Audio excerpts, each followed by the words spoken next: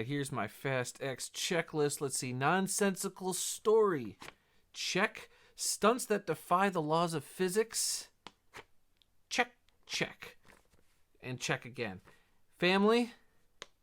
Check.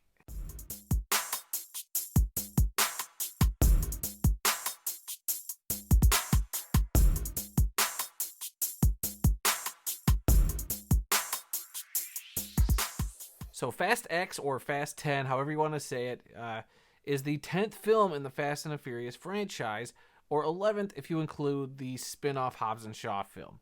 The story here is pretty much similar to the other ones, except in this one, it kind of relates back to Fast 5, where the villain's son now, played by Jason Momoa, comes in and wants to get revenge on Dominic Toretto and the family.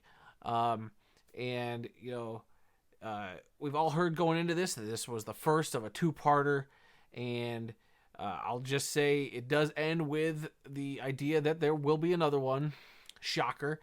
But, look, I have to admit, as dumb, as silly, as ridiculous, and as many times as I said, you gotta be f***ing kidding me during this movie, I had a good time. This was fun. This is better than the previous movie. I'll give it that. If you're already a Fast and the Furious fan, you're probably in the bag for this. I don't need to sell you on this movie. You might as well just turn my video off and go away now. I mean, there's nothing I could tell you that you already don't know about this franchise. If you're not familiar with the franchise, well, then sit down for a couple of minutes while Uncle Snow tells you how this thing goes.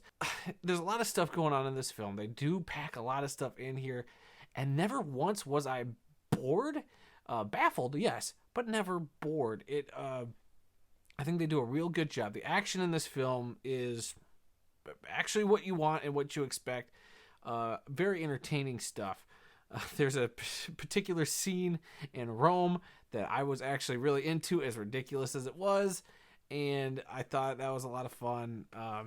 And you know, they pay a lot of homages to Fast 5. Like I said, this film does connect to Fast 5 in the regards of that the villain is kind of birthed out of the ending of that movie, essentially, which is actually kind of cool.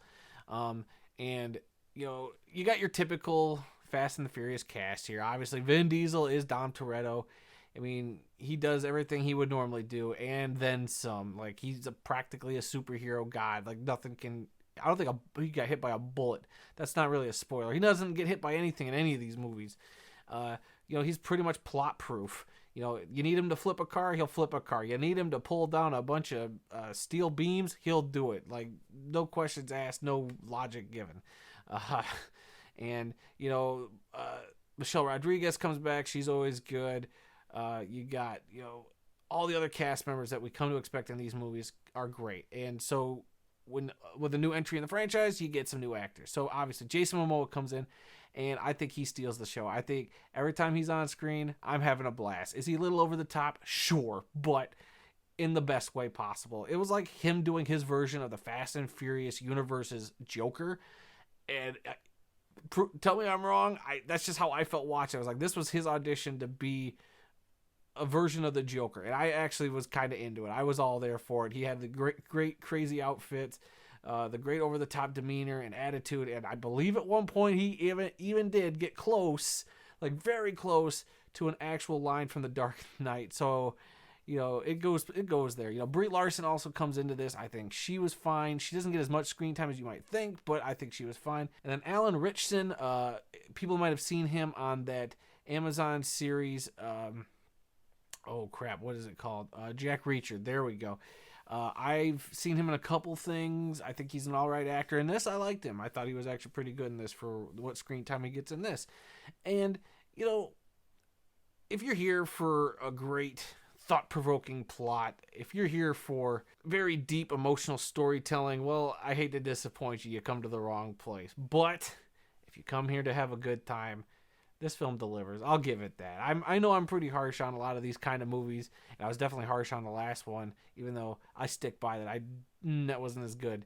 This one is a definite improvement. Best in the series by no means, but definitely a step back in the right direction that you'd want out of an outlandish series like The Fast and the Furious. I've seen every single Fast and the Furious movie except Hobbs and Shaw, which I do plan on rectifying this weekend at some point. But I just think this film delivers. It's exactly what you want out of a popcorn summer flick. For the Fast and Furious franchise, I'd give it a thumbs up compared to a thumbs down. And I'm actually curious to see more, especially if they keep Jason Momoa as the villain coming back. Again, I'm not going to spoil the ending. If they keep him coming back, I'm into it, and I'm going to be there for it. And, there is actually a cameo in this movie. You might have heard of one that was actually kind of spoiled in the trades. I won't say who it is. If you've seen the headline, you know.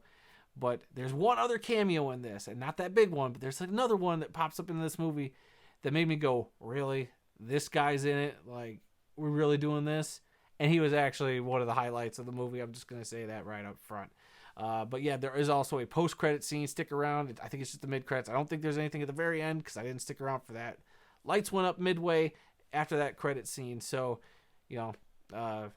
just stick around for that. I think if you're a fan of the franchise or if you haven't seen the headline, you'll dig this post-credit scene. So, yeah, overall, I'm going to give this film a B-. Again, an improvement. Not the greatest of the franchise, but still a good time. I'm just waiting for my brother-in-law, who I went to the movie with, to slash my tires or something, because he said if I gave it less than a B, I'd probably get hurt. So I'm going to be watching myself very carefully around him now. But yeah, what do you guys think? Are you fans of the Fast and Furious franchise? What's your favorite of the Fast and the Furious movies? Leave those down in the comment section below. And please, guys, if you could, hit that like button, subscribe button, little bell notification, be notified whenever I drop new reviews. It would be greatly appreciated. And until the next review, guys, which I'm not sure what it's going to be yet, if I even do another review this weekend. But until the next one, I'll be seeing you.